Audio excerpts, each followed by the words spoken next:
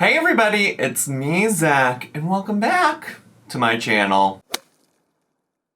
Hey everybody, it's me, and I'm back again because today we're gonna do a little special video that's gonna require a little bit of background for you to understand what's going on in the event that you, know nothing about this situation. I don't usually give a lot of background in my videos because usually y'all know about Amberlynn or y'all know about Chantal. But today we're talking about a different YouTuber on the platform, and I just want to emphasize that I hope that this is going to be an educational video where I can educate you on something that is happening on YouTube. So just to reiterate, this is educational.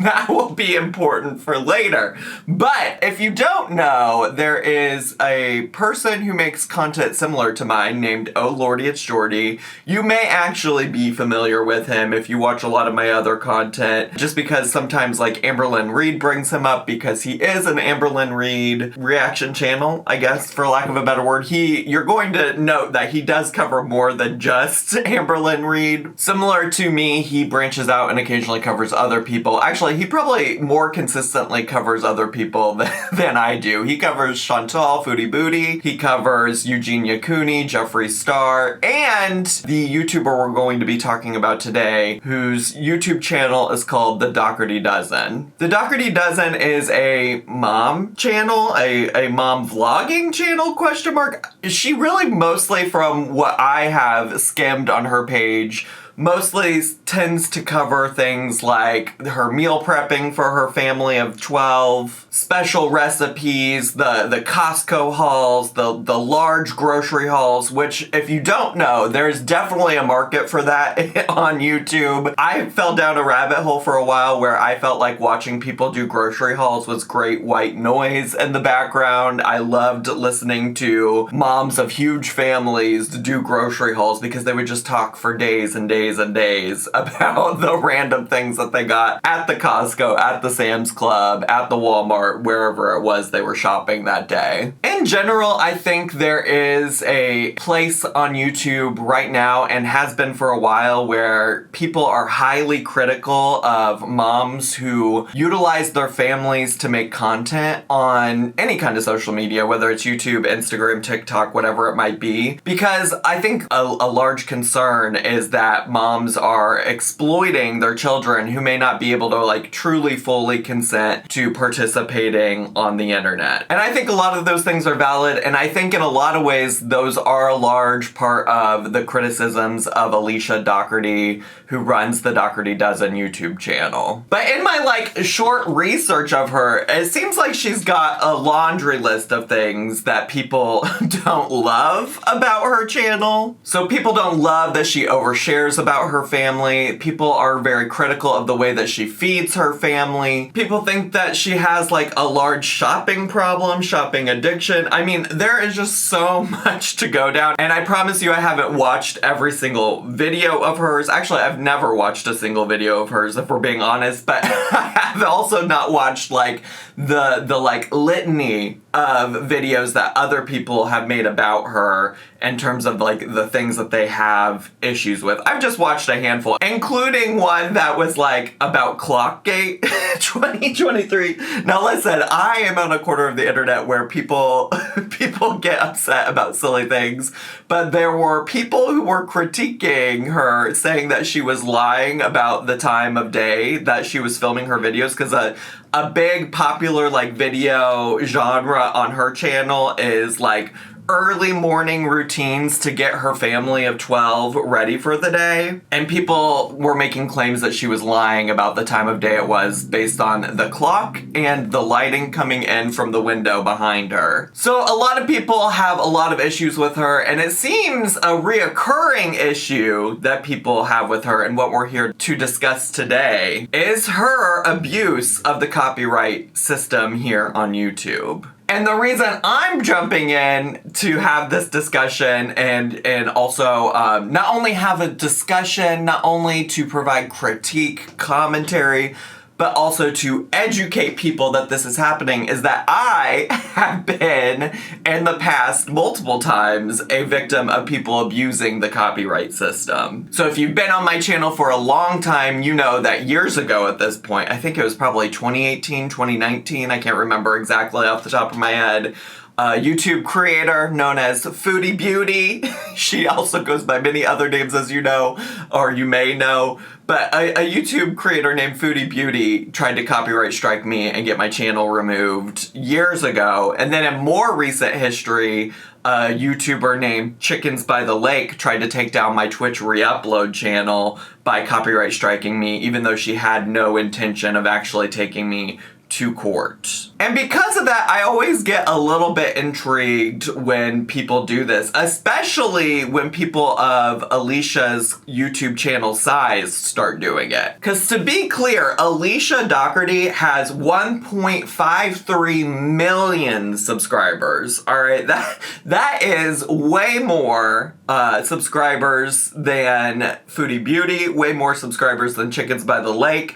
And thus, she probably has way more resources to actually try to, like, take a person's channel down. Because if you don't know, when a YouTube creator engages with the YouTube copyright system, according to YouTube, they are engaging in a legal process. Meaning, if I get a copyright strike from Alicia and then I decide that I want to fight that copyright strike, I potentially am subjecting myself to going to court with Alicia and or Alicia's team of lawyers to engage in a lawsuit regarding copyright use. So that's potentially a lot of money. And somebody who has 1.53 million subscribers and gets significantly more views than me, it's probably going to be a little bit more difficult, at least in the money resources department, for me to fight that. So circling back to Oh Lordy, it's Jordy. I mean, there have been many people, even in recent history, in the same span of time that Jordy was struck, she also struck a YouTube channel called Snarky Bish and another YouTube channel called Cursed Eye. But on top of that, you can find older videos from YouTube creators like Dad Podcast Challenge, Amy Robinson, and Radiant Brent that outline ways that Alicia has abused the copyright system in the past, like going back to like a year or two ago. So YouTube just keeps letting Alicia do this to channels, even though it doesn't seem like she ends up ever actually pursuing legal action, at least from what I've watched and consumed myself. And since Oh Lordy, it's Jordy does make some similar content to mine, I am aware of what he's doing on YouTube. And I saw that he tweeted one day, it came up in my Twitter timeline, that he got a copyright strike from her. So I watched his initial live stream that kind of like went over how he got a copyright strike. He had to do it on a second channel because he couldn't use his main channel, Oh Lordy, it's Jordy. But then yesterday, he finally got to come back to his main channel and did a live stream where he kind of went over and discussed all of the things that Miss Alicia did to him and what he has gone through in the past 16 days since he received his first copyright strike from her. I'll leave a link to Jordy's live stream below. It is 2.5 hours, and I don't think every single part of it covers what goes on there because he has a lot of like interaction with his chat and stuff like that. But he received an email from a lawyer that was representing Alicia that was trying to resolve things amicably, but after they had already like tried to take down his channel, where they were basically trying to make him doubt his rights of fair use. And I just want to, I guess, like in terms of being fair, I'm not a lawyer. My experience with the copyright system is just my experience, and I have been fortunate that nobody has ever actually taken me to like the legal part of the copyright like battle system, etc. But I do have some thoughts, some brief thoughts on some of the things that Jordy specifically shared. And then, you know, I'm just a little petty. And I just want to react to a little Dougherty Dozen video here on my channel. Just for fun, for educational purposes, for entertainment purposes, for commentary purposes, for critique purposes. For all of those purposes, I just want to I just want to react and see. So, going through quickly the points that were made in the lawyer's message to Jordy. And Jordy actually makes a lot of great points and maybe even similar points to me in his own video, but things that I just want to say. The first thing that they talk about is market impact, okay? It says, your use of clients' content has a direct negative impact on the market for the original work. The derogatory and mocking tone adopted in your video has led to numerous hate comments and threats against Alicia Dougherty. Additionally, brands have stopped reaching out to her due to the association with your videos, significantly harming her reputation and market value. And then it goes on to cite a specific, like, legal court case that apparently happened in the Supreme Court in terms of like fair use analysis and things like that. I've not read that claim. I could see where like an argument could be made in terms of like, oh, if people are watching your videos instead of coming to my channel to watch mine, like I could see maybe a lawyer making that argument. The part of this argument though that doesn't make any sense to me is that the part about like the brand deals and like losing potential brand deals because Jordy is significantly harming her reputation and market value. To me, that's really confusing as a concept because to me, that makes it sound like you're arguing for defamation, right? Like you're arguing that the things that Jordy said in his videos are making her less desirable to brands, and that's a different conversation, and that's not what the copyright strike system is for. Defamation is really hard to prove in court from my understanding of listening to people talk about it, to listening to like legal experts talk about it and things like that. I think they would have to do a lot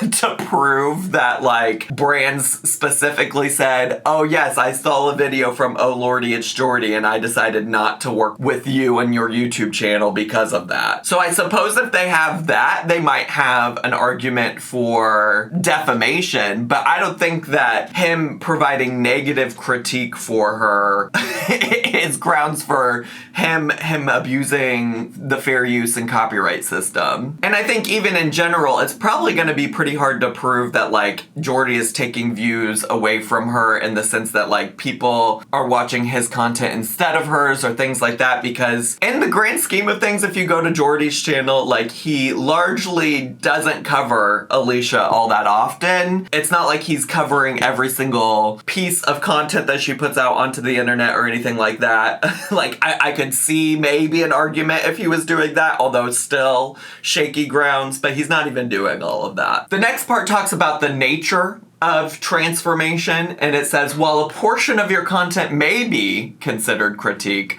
the majority of the video consists of derogatory remarks about Alicia's everyday life, her family, and her activities. This does not provide any educational value and instead degrades her brand. Which is interesting because, well, one, educational purposes can be part of the Fair Use Act and gives you liberty to use other people's content if it's educational. But being educational is not a requirement, right? Like, it's not a requirement for fair use. Fair use can also consider things like critique, commentary, etc. And just because you don't like that critique or commentary doesn't mean that it's no longer fair use, which that's what this seems to be suggesting to me, that they're saying, well, you made derogatory remarks. You made comments that we didn't like about her everyday life, her family, and her activities. And I just simply don't think that that's how fair use works, but maybe that's my own misunderstanding. But I do want you to keep in mind that they're acknowledging criticism as being a bad thing and not being fair use right here. And in the next part, they're going to be like, oh, but fair use also includes criticism. So it doesn't make a lot of sense to me unless I'm just misunderstanding. But the next part is about commercial nature and monetization. The infringing video is monetized, meaning you generate revenue from advertisements placed on the video. Courts often consider, and some of this is going to be hard to read because I'm literally doing this from Jordy's video where he shared this, okay? So you're not going to be able to read part of it. But I think he reads it out loud in his actual video if you want to go back. But courts often consider whether the use is primarily for commercial gain or transformative content like education, commentary, or criticism.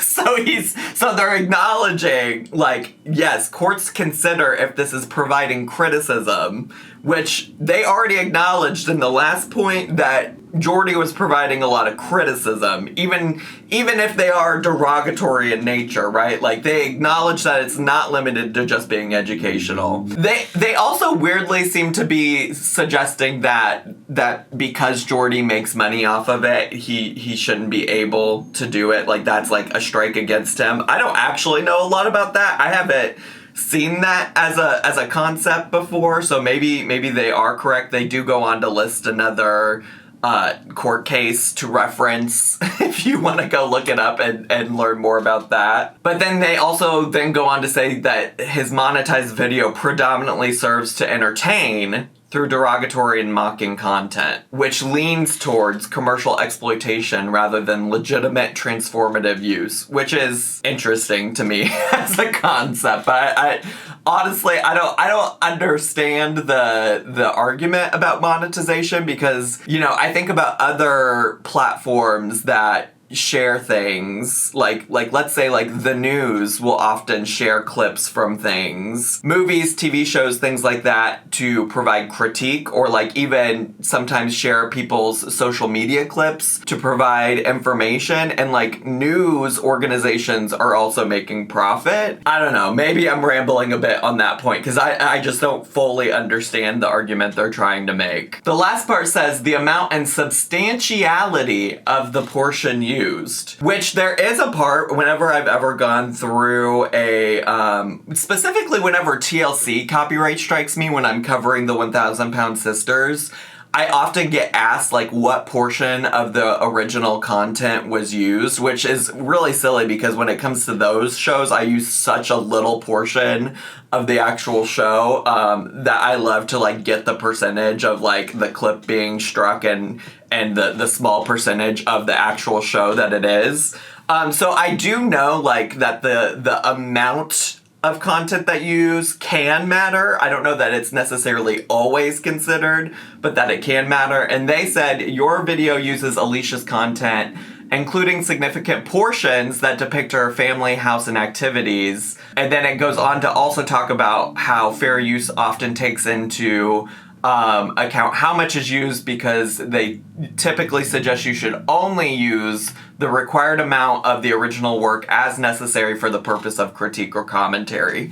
Jordy in his live stream goes on to talk about like that being subjective, like how can you determine what I need to know in order to form a full opinion. And he uses an example of like Alicia walking into Wegmans and walking out of Wegmans, and like he may need to see that entire clip in order to form an opinion. But the part of it that I want to focus on is that the lawyer seems to focus on how Alicia's content includes significant portions of her family, house, and activities. And he's using portions that include her family, house, and activities.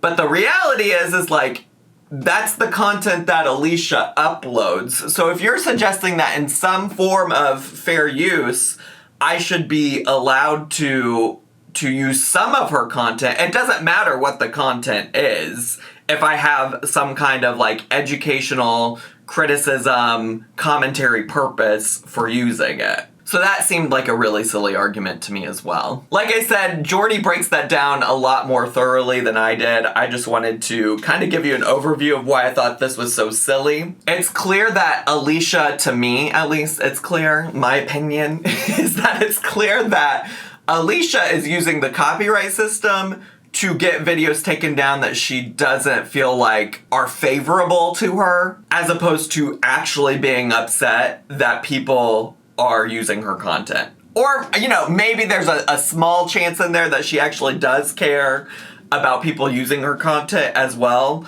But so much of this focuses on how she feels that Jordy's commentary is derogatory, that Jordy's commentary includes things from her everyday life, such as her home and her children, her family. And it seems that that's largely the issue, at least based on what I've read from this email from the lawyer. And I will say, to that extent, while I was editing this video, I saw a tweet from Jordy where Jordy noted that the lawyer reached out to him again, which, by the way, the lawyer is apparently based in South Africa.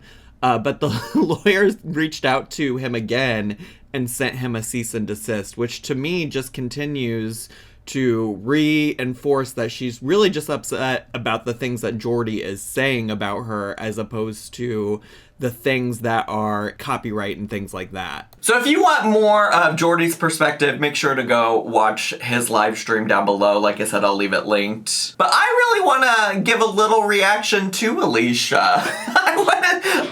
I just want to see what she's all about. This is all about education, right? And like, we deserve to see what's up. Now, I will say, if you go to Alicia's YouTube channel, so much of her videos are like an hour long, and that's some stuff I don't have time for today. And for purposes of this, I'm just really truly just picking the most recent shortest video I can find, which happens to be Tuesday tutorial.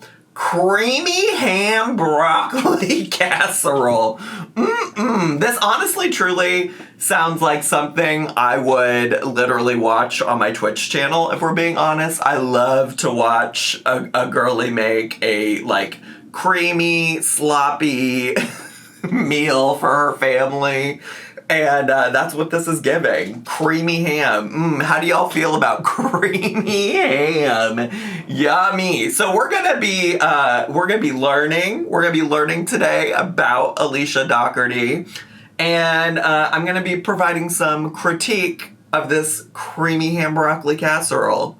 Are you ready, kids? Aye, aye, Captain. Let's get to, shall we? I do also want to say, based on the critiques that I found while, you know, searching YouTube for her channel and or like critiques of her channel, I'm gonna guess her making this ham broccoli casserole creamy situation type of deal is probably not on the same level of like questions and concerns that other people have for her channel. But, you know, we're just gonna do what we're gonna do. We're gonna do what we're gonna do. Okay, so for real, let's get to. Hi everyone, it's Alicia. Hi. Pretty Dozen, and welcome to Tuesday Tutorial, where we make a meal for my family. What happened? 13 right now. We're still in casserole season. What happened? What happened to the video? Why did it shift downwards? That must have been an editing error on her end, because why does it look like that? Why is this black bar up at the top? That will be ending after this month. But we've got a few more casseroles to go. Let's fucking go. Creamy ham casserole tonight. But first, coffee. Oh, she's one of them girls. She's one of them girls. Not a butt first coffee girly. Okay, girl. All right. Butt first coffee. Let's fucking go. I wish I had some coffee, if I'm going to be honest with you. But sadly, I don't have any. So yeah, let's go. Let's get to. All right, Oh, ma'am. I actually made this last week and we loved it. Like, could not get enough of it. So I decided to make it again this week and pack it for their lunch. This is a recipe from the novice chef. Her name is Jessica. I believe this is the first recipe of hers I've ever done, and it definitely won't be the last because it was so good. I am intrigued, I guess I should say, that a lot of like moms that I watch cook on YouTube, a lot of their content is not necessarily their own original recipes, but just them sharing other people's recipes, which I think is fine. Like, I think there is a place for that on YouTube, because sometimes you want to see other people make a recipe to decide if it's something you want to make for your family, right? But I do find that interesting that she's maybe perhaps using other people's content. Using other people's content to make content on her channel? I don't know, something to be considered. Something to ask yourself a lot of questions about, you know? You feel me? We're gonna cook up, I'm doubling this recipe. Okay, work. 2 bags of egg noodles, I've got salted water. I wish I could see what was on your counter, but the editing of this video has produced a large black bar at the top and moved everything on the counter off screen. Boiling up, we're starting to boil up over there. 2 of these steaks were the Love perfect a ham amount steak. because I want 4 cups of diced cut up steak. Ham. Need more coffee. Ham. Girl, you got it right there. Go give it a guzzle.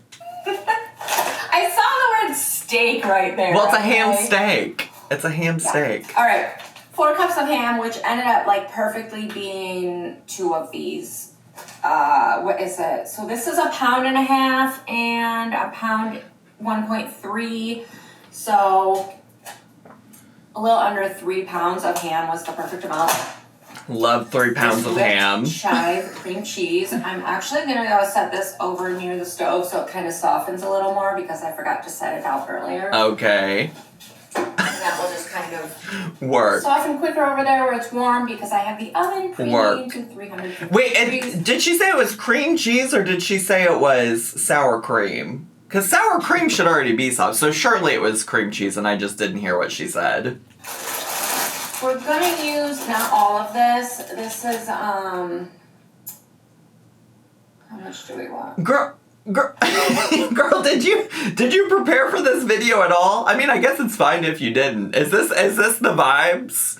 Is this the vibes of an Alicia video? She just turns on the camera and whatever happens. 4 cups. I'm gonna guess it'll be about half of this. This is 3 pounds. It is pre-washed. Okay. Cut broccoli. Ooh, what do you know about pre-cut? I did cut it up just a little bit smaller because I don't know about you, but I like my broccoli bite-sized piece in a casserole. Okay. Cheddar, shredded cheddar. Girl, I can't see 2 that. cans cream of mushroom, salt, pepper, and then What is in that? We're gonna top it with breadcrumbs. I personally prefer the panko breadcrumbs that's got like cheese in it too. I love getting topped with breadcrumbs. I almost said breadcrumbs. Breadcrumbs. And that's it. She puts carrots in hers. I left it out and we liked it that way, so I'm going to leave it out again. I happened to leave it out because we didn't have any. Okay. I also didn't have cheddar cheese last week and I used mozzarella and that turned out great, so I'm kind of excited to try it with the cheddar and see the difference in taste. Yeah, I would say that cheddar has a remarkably different taste than mozzarella. I feel like that would make a big difference. And also, like, texture. Like, mozzarella cheese, when it melts, is, like, stringy. Alright. So wait for the water to boil. And we're going to cut up our ham.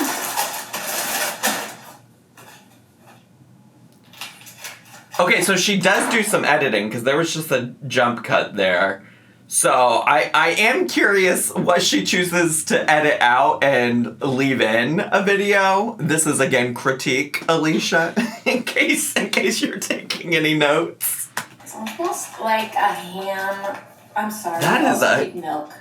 I forgot to get that out. But ma'am. It's almost like a I just continue to be like, is this the vibes? Like, just let me know. We're learning together. Is this the vibes of an Alicia video where, like, the reason that it's so long is because she forgets to take things out or forgets to do things or doesn't know what the recipe actually says, and so it's just her trying to think her way through it because she hasn't had enough coffee yet this morning? corral cookware. Oh, we can finally see the counter again. Knock on wood. You guys recommended it. What is she doing with this knife? Some fatty pieces, so I cut those out too. Girl, why are you holding the knife like that? Be careful. Oh my god, you're stressing me out. Why are you holding the knife like that? And the chunk of fat here. So I figured I would make this for tomorrow's lunch. Get it prepped today. Lunch tomorrow will be done. Her knife skills, like, she's fine, but she's just going so quick. I'm just like, girl, you better be safe. I don't know if you have sensory kids, but some of my kids will be like, nope, too chewy. I am cutting it smaller than I did last week, too, because I remember, I felt like I wanted it smaller, and Wait, why did she just put that one huge piece? She said earlier in the video, I probably cut it out because this has just been her very boringly cutting up this ham, but earlier she did say, I'm trying to cut it smaller, which, like, she does have a lot of smaller bits, and then she just put that huge piece in there. Honestly, watching her cut up this meat is literally so boring. I don't know why she didn't make some edits to it, other than, like, she just wanted the video length to be longer so that she could maybe get more ads or something in it. Because, like, you want to talk about entertaining. Like, this is not, like, watching her just cut up some ham, not entertaining. Because she's not even, like, cutting it up in a, like, technical, good way, you know? She's just, like, going crazy with that knife. Also, is that knife a Pioneer Woman knife? She strikes me as the kind of girly that would love Ree Drummond. Oh, we gotta watch her cut up the second steak, too? Oh my god. We're probably gonna have to fast forward through this, y'all, because I just don't care.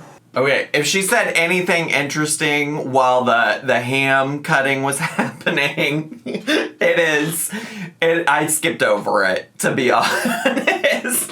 I mean, if we're thinking about critique, like, I think if you want an engaging, like, interesting cooking video, like, cutting out some parts like that might be more engaging for your audience. Like, your audience probably doesn't need to see you cubing up a ham steak. Like, they probably, if they're watching your channel, I would guess that they're all probably smart enough when it comes to cooking that they can figure out how to safely, and not that they would even want to take advice from Alicia on this, because did you see how she was handling that knife? I was scared. But, you know, they could probably figure out that part on their own without sitting there watching you cut it up in silence for that entire time. I might save some of that for the dog's dinner. Oh, good. Yes, feed the dogs. Are those her dogs? Are her dogs out? But not the dogs that she was gonna feed the ham to, but her, like, dogs, like her feet. Are her feet out in this? Oh, girl, you just spilled half of that outside of the pot. And wait, did she just throw that one? Did that one not make it into the pot either?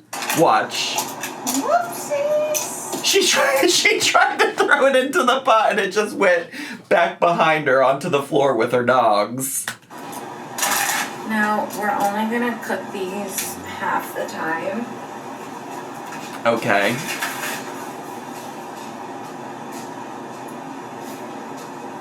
Are you gonna tell us why, or are we just gonna stare at this not boiling pot of water? Cook for a couple minutes, and then it's all gonna cook the rest of the way in the oven. Okay, makes sense.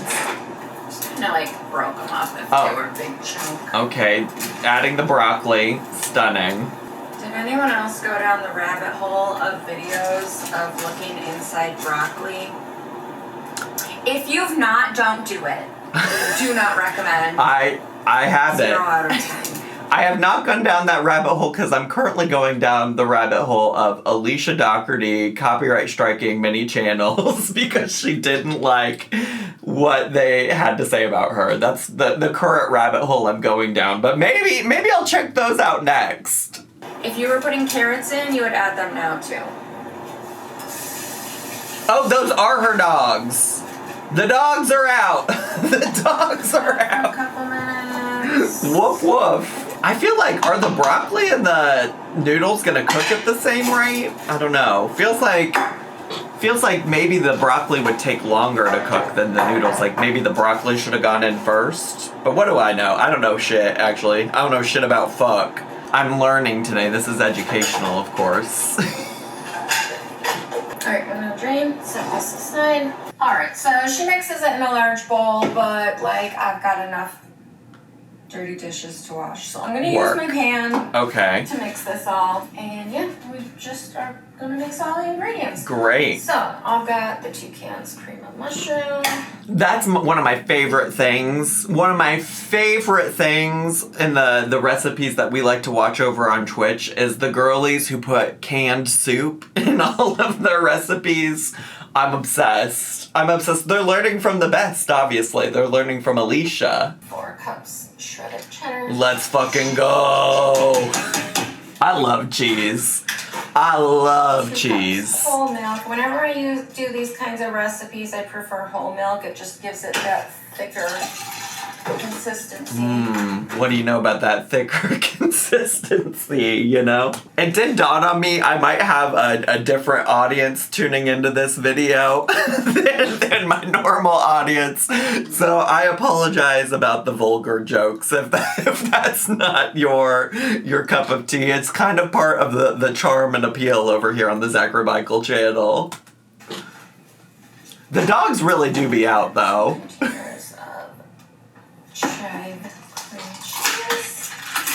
Oh, it is cream cheese. Good, great. Ooh, that sounds... Chive cream cheese sounds so good on like a bagel.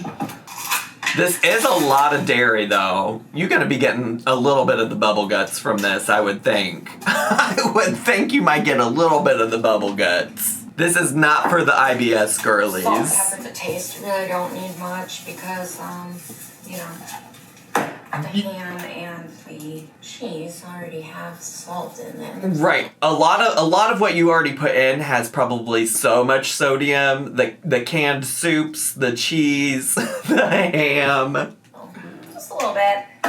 She put more salt in that than she put actual pepper. I would think you would want to like compensate with the pepper. Salt and pepper are one of those things where you can always add more later, but Sure. you can't really take it away. Sure.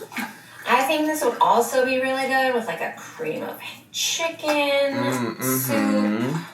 Maybe even like a cream of broccoli. That would be good. Yeah, it's given My slop. kids like cream of mushroom soup, though. I just usually stick to that if that's what the recipe says. It's given slop. Yummy. Then our ham. Delicious.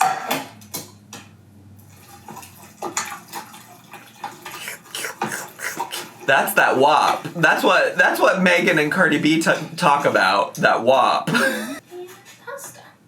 Oh, girl, move the... And we just buried our... What? Why? The whole time I was thinking, why did she leave the spoon in there like that? But I was sure she was going to grab it before she dumped anything more in there. But no, she just dumped all the broccoli and noodles on top of her mixing spoon. Do people come here to learn how to cook from her? Is that what the vibe is? Because I'm not sure I trust her. Oh my god, and now she's digging her paws through there. I'm sure she washed them. I'm sure she washed her hands, but she's digging through the slop to get to the fucking spoon. Whew, that was so fun. Oh, and then she's not even using... You could have just taken that spoon out to begin with, then. Doesn't that look and sound so appetizing? Mmm. Yummy. The squishy noise is so much.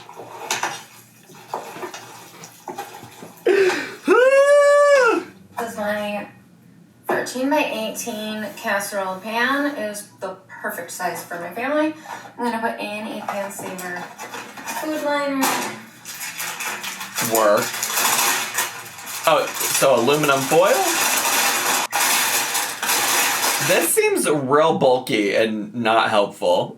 I'm sure it's saving her some dishwashing later, but I think it'd be easier to just use regular ass aluminum foil.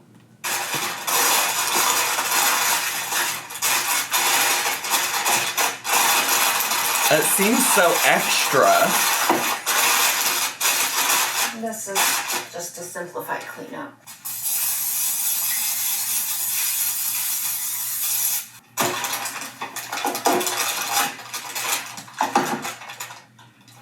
Yummy. Delicious. Delicious. The squishing noises continue. I'm gonna be haunted. Okay, I'm gonna top this with the breadcrumbs. After a sneeze. Oh, God, girl.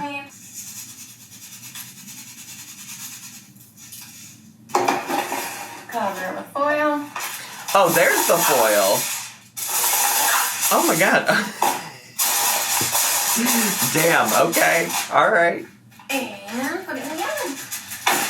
Be back in 30 minutes. Okay, it smells done. There you go. She's so proud of herself. Okay, work.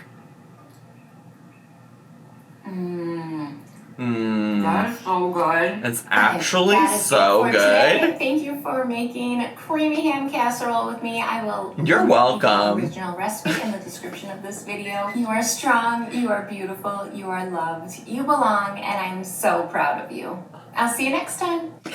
She's so proud of me. Oh my God, thank you. All right, well, Alicia, there you go. There you go.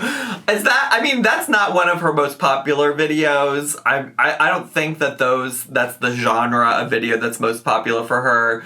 So, I don't know. Maybe my tips would be just like make it less boring. There's a lot of times where it was just dead silent. Outside of like maybe the times there was dead silent except for the squishing noises that the casserole was making. And I don't know, that's not very engaging content. That's my critique, Alicia. My other critique would be stop abusing the copyright system. It's just not worth the time. And now it's got people like me who probably would have never covered your channel on my main YouTube channel at the very least, ever. And now I'm annoyed that you're out here copyright striking channels because they're speaking not favorably of you. That I think is really just going to do the opposite of what you want, and it's going to probably bring more attention to your channel. Honestly though, like watching that, there's nothing problematic about that outside of I don't know, maybe it's just not appetizing to everybody. But I don't know. I know that there's plenty to be said about Alicia that people do find to be problematic. So there you go. There you go. I hope you enjoyed this educational, transformative commentary and critique today. If you did and you're brand new to my channel, we have tons of educational, transformative commentary and critique on my channel on a daily basis. So make sure to subscribe down below. Hit the bell button so you can get notifications every time I post a new video. Make sure to leave me a comment, hit like, click share, and follow me on all my social media. I had so much fun today. I hope you did too. And I'll see y'all next time. Bye!